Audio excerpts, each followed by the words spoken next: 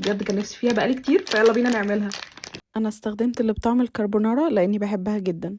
سلقت النودلز الاول، بعد كده في طبق فاضي او في البوله اللي هنغرف فيها فضيت المحتويات بتاعتها، بودرة الكربونارا وكمان صوص البولدك. بعدين هضيف صفار بيضة، بس انا عشان البيضة عندي بصفارين فضفت الاتنين، ومعلقة كبيرة من الكيوبي مايو، لو ما عندكوش ممكن تستخدموا المايونيز العادي. هقلبهم كويس وانزل عليهم بالنودلز مع بقية المية اللي اتفضلت فيها. قلبوهم مع بعض كويس قوي. بعد كده تضيفوا الاضافات بتاعتكم. انا ضفت سوفت بويلد ايج او بيضة مسلوقة، شوية بصل اخضر متقطع، وكمان تشيلي اويل بالكريسبس بتاعته.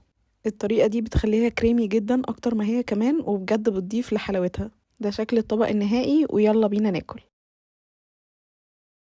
اخيرا بجد كنت بكريف ليها جدا. واو.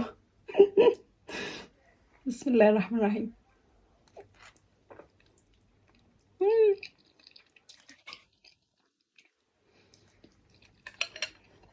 فظيعة.